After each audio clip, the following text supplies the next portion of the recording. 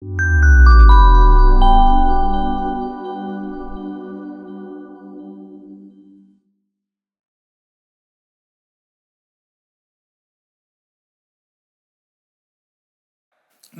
saudara-saudara, kita dalam persiapan Paskah. Tadi saya katakan Jumat ini Good Friday, semua orang Kristen di dunia merayakannya.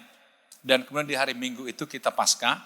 Paskah itu adalah kebangkitan Yesus Kristus. Jadi mati dan bangkit. Alkitab mengatakan kalau Yesus mati tapi tidak bangkit, nggak ada gunanya. Tapi bagaimana mungkin dia bangkit kalau nggak mati dulu? Jadi saudara, memang sering ada perdebatan seputar benarkah Yesus mati atau kalau dia mati, benarkah dia bangkit? Itu perdebatan sejak awal pertama, saudara. Kalau baca buku-buku, ada banyak spekulasi hanya karena ingin membuktikan Yesus tidak bangkit. Bagi orang-orang yang sangat tidak setuju dengan Yesus. Tapi hari ini saudara, coba kita lihat, mengapa sesungguhnya Yesus harus datang ke dunia? Mengapa Yesus harus diutus ke dunia? Ternyata kalau kita baca Alkitab, belajar Alkitab, Yesus datang ke dunia itu membawa berkat dari sorga. Membawa berkat dari sorga untuk kita yang ada di dunia ini.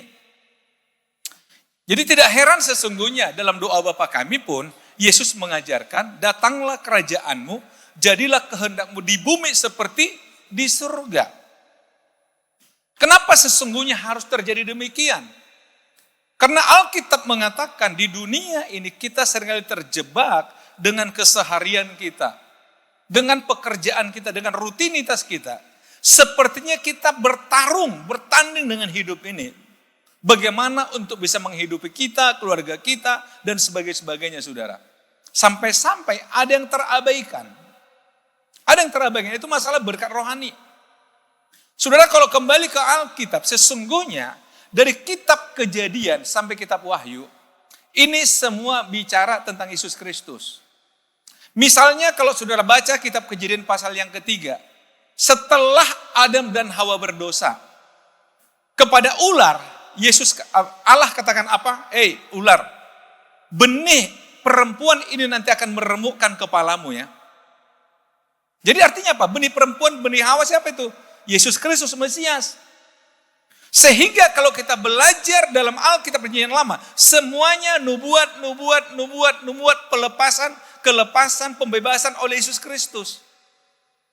Jadi bisa dikatakan, dari mulai kitab Kejadian sampai kitab Maleakhi sedang bicara Yesus Sang Mesias yang akan datang sebagai penebus. Tetapi kemudian dalam Injil Matius sampai kitab Wahyu, dia mulai bicara tentang Mesias, penebus yang sudah datang dan akan datang kembali.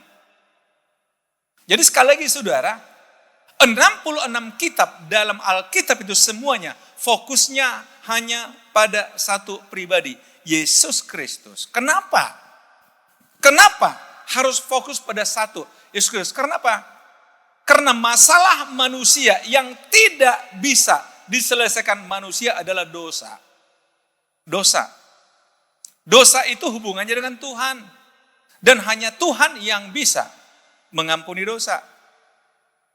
Hampir sama kalau saya katakan begini. Misalkan saya bersalah pada Bapak ini. Kan hanya Bapak ini yang berhak mengatakan, oke, saya maafkan kamu. Betul nggak? Istri Bapak ini pun nggak punya kewenangan. Udah kami maafkan Bapak. Nggak bisa. Tapi kalau Bapak ini kepada Bapak ini saya bersalah. Udah Pak, nggak usah dipikirin Pak, saya maafin kok Pak. Biasanya gitu maafin melalui pelukan, cipika-cipika kan. Berarti minum kopi kita sama-sama. Selesai kan? Itu nggak bisa diwakili. Sama kita juga dengan Tuhan itu.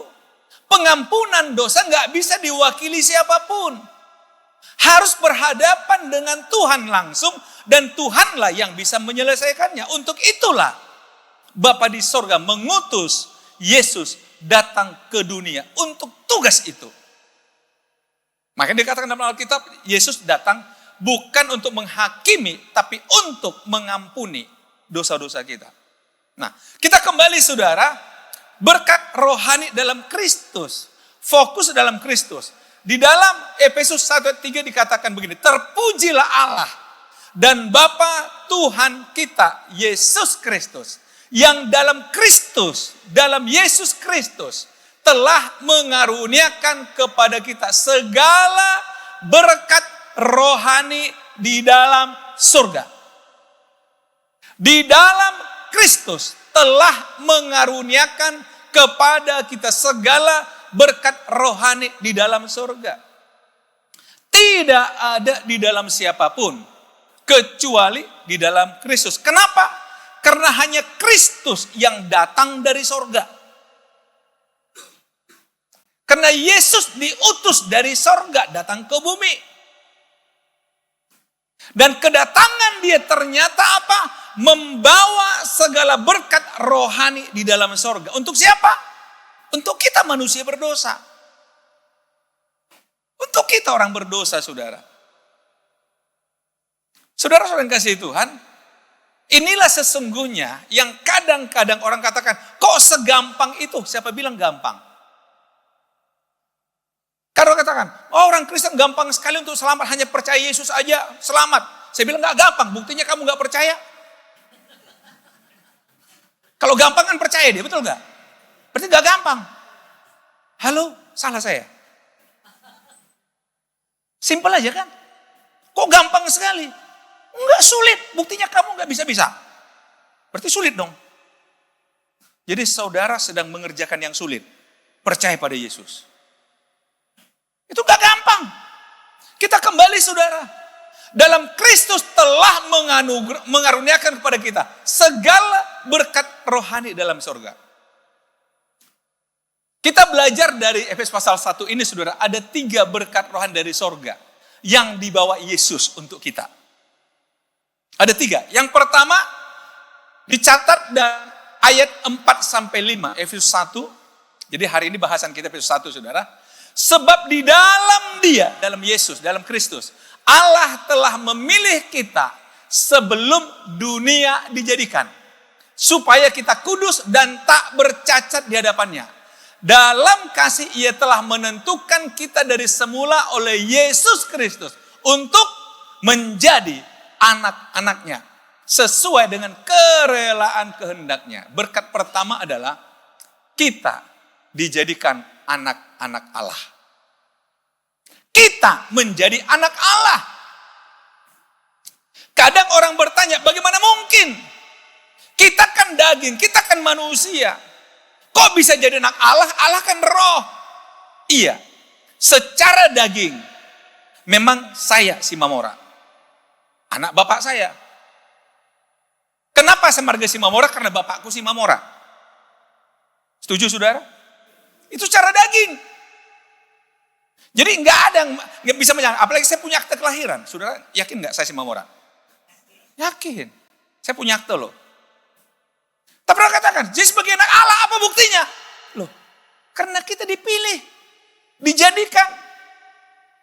Yesus berkata pada Nikodemus, yang dilahirkan dari daging adalah daging. Yang dilahirkan dari roh adalah roh. Kita lahir secara roh. Oleh Yesus Kristus. Makanya kita dikatakan menjadi anak-anaknya.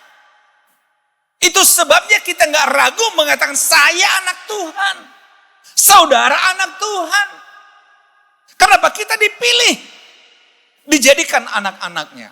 Makanya kita saudara sini semua. Amin saudara? Baru saya bilang saudara kan. Saudara katakan amin. Bersaudara kita. Saudara-saudara inilah hebatnya kita. Anak Tuhan. Satu contoh saudara, saya kira saudara punya pengalaman dengan saya. Ke kota manapun kita pergi. Kalau pas hari Minggu cari gereja. Kita nggak mikir, saya ke sana diterima atau enggak ya? Enggak kan? Udah pasti disambut di sana kita datang. Termasuk di sini kan, siapa baru datang, tepuk tangan kita. Berarti disambut. Kenapa? Ada saudara kita. Baru datang dengan kita, kan gitu. Sama saudara. Kita nggak takut saudara, kenapa? Karena kita sama-sama dijadikan anak-anaknya. Inilah kebanggaan kita saudara. Yesus menjadikan kita anak-anaknya. Di dalam dia. Ini yang dikatakan dalam Yohanes pasal 1:12 misalnya. Barang siapa menerimanya diberinya kuasa menjadi anak-anak Allah. Jadi banggalah saudara-saudara anak Allah. Sesama anak Allah jangan saling menyakiti. Amin, saudara. Saya pernah katakan begini, harusnya kita sebagai anak Tuhan, kalau ada orang saling menyakiti, saya bilang begini, sama seperti orang tua dengan anaknya. Katakanlah dua anak mereka bertengkar gitu. Saya kira bapaknya cukup bilang begini, kau masih anakku nggak kau? Masih pak. Kau anakku? Masih pak. Kalau itu berdamai kalian, pasti selesai. Betul bapak-bapak? Itu aja kita tekan, masih anakku kan? Masih pak. Kau masih?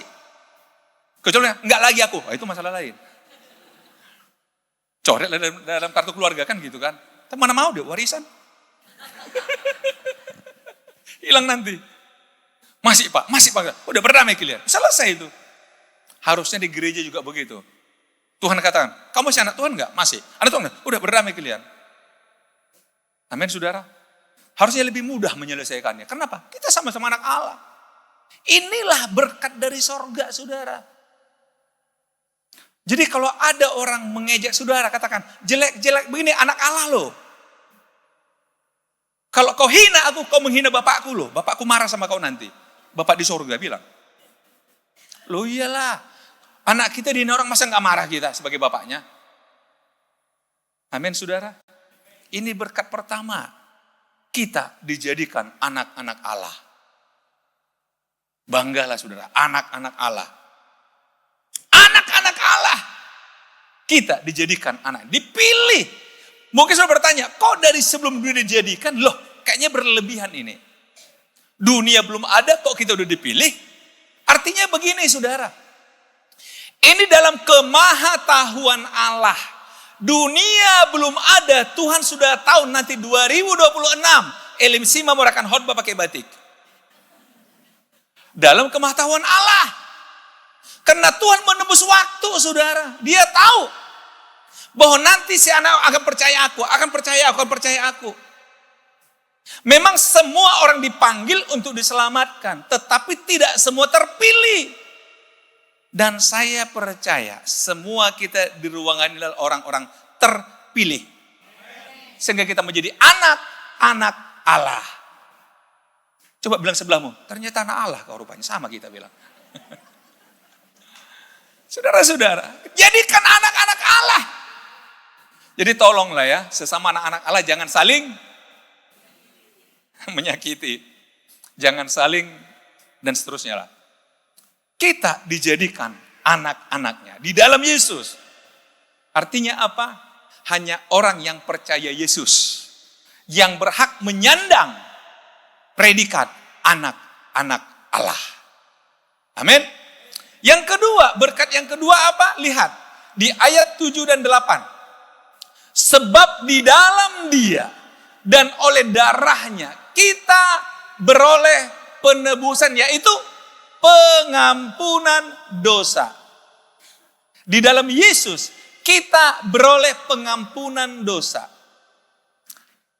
Menurut kekayaan kasih karunia-Nya yang dilimpahkannya kepada kita dalam segala hikmat dan pengertian.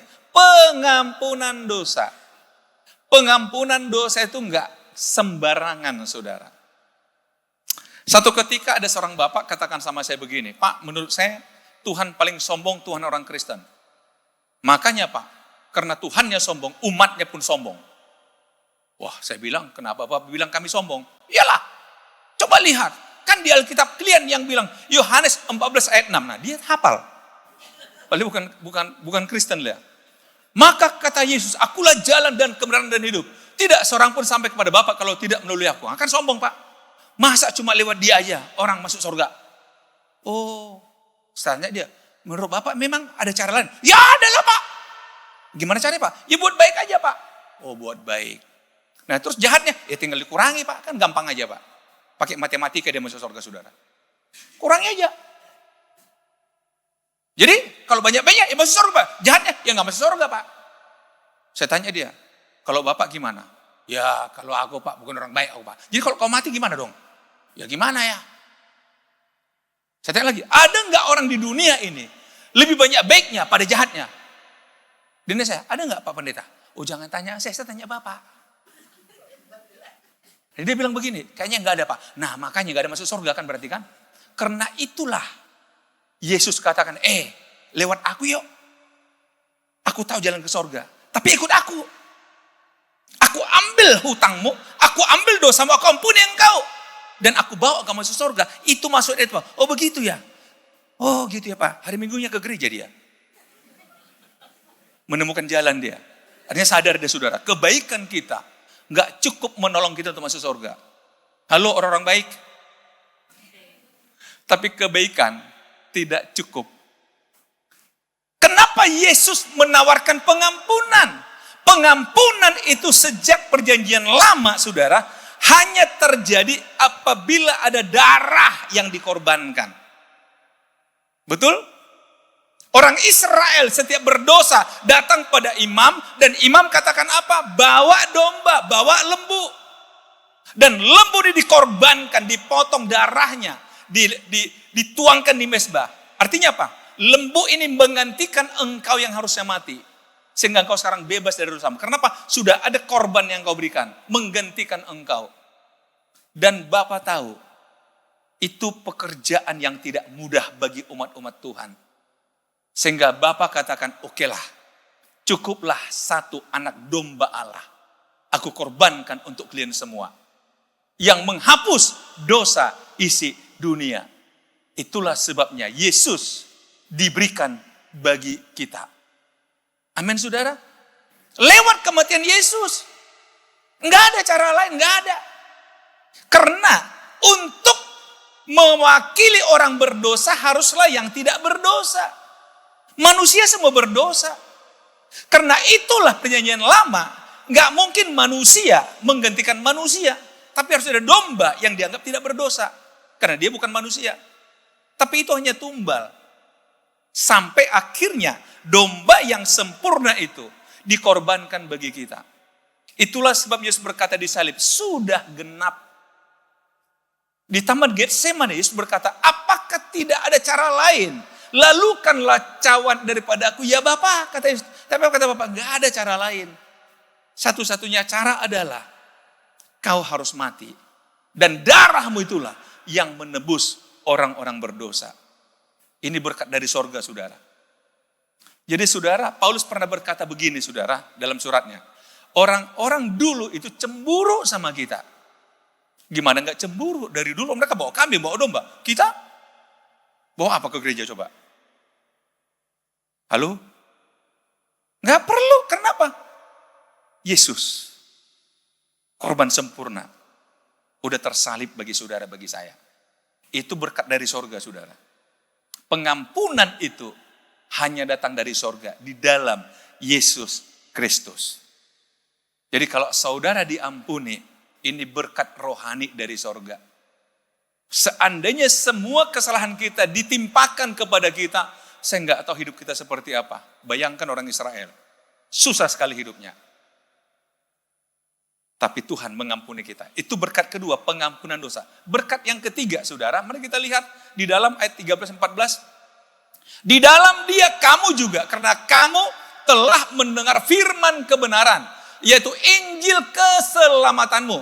Di dalam Dia, dalam Kristus, kamu juga ketika kamu percaya, dimeteraikan dengan Roh Kudus.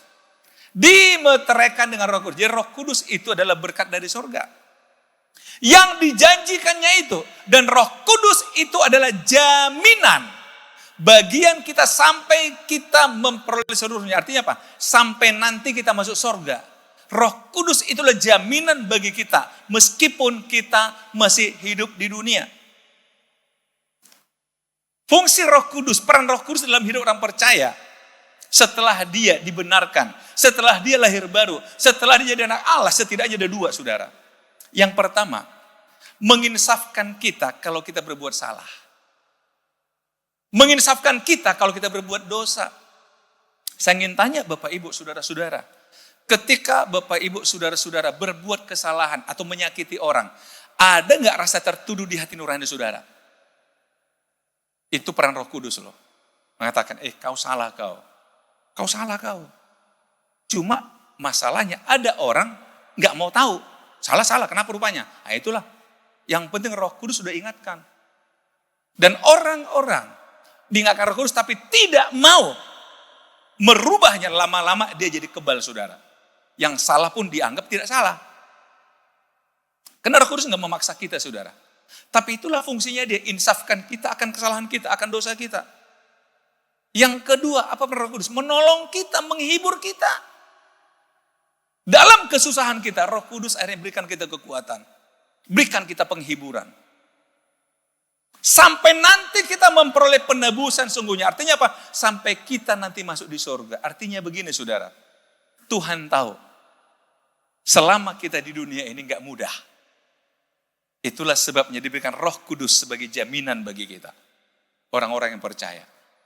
Inilah yang buat kekristenan itu kuat, saudara, adanya Roh Kudus. Kalau baca secara gereja dan mulai kitab para rasul, saudara, seandainya mereka tidak ada Roh Kudus yang dalam diri mereka, karena penganiayaan begitu berat, mungkin tidak ada lagi orang yang percaya Yesus. Satu ketika saya pernah mengajar di sebuah kelas, saudara, seorang bapak duduk paling depan. Waktu itu saya katakan begini, bahwa tugas kita sebagai anak Tuhan yang sudah diselamatkan adalah beritakan Injil. Supaya orang juga diselamatkan. Saya dengan bersemangat menyampaikan seorang bapak, dia bilang, Pak, interupsi Pak. Saya jadi takut bapak ngomong. Saya bilang, kenapa Pak? Kita diam-diam aja Pak, udah dipersoalkan Pak. Apalagi Bapak suruh kita beritakan Injil Pak.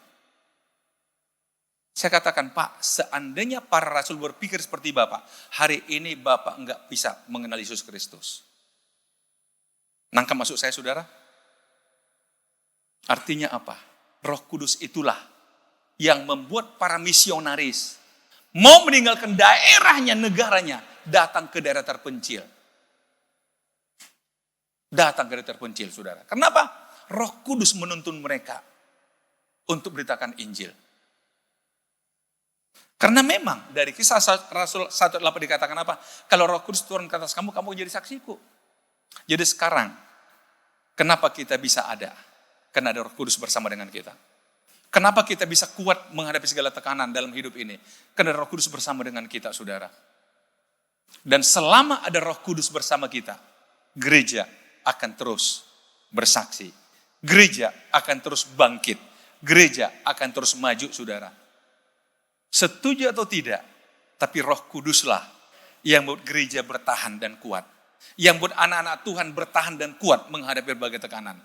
Inilah berkat dari sorga yang membuat kita kuat dalam menjalani hari-hari kita, saudara. Sekali lagi, ada 3 berkat dari sorga yang dibawa Yesus ketika datang ke bumi. Yang pertama apa? Menjadikan kita anak-anaknya.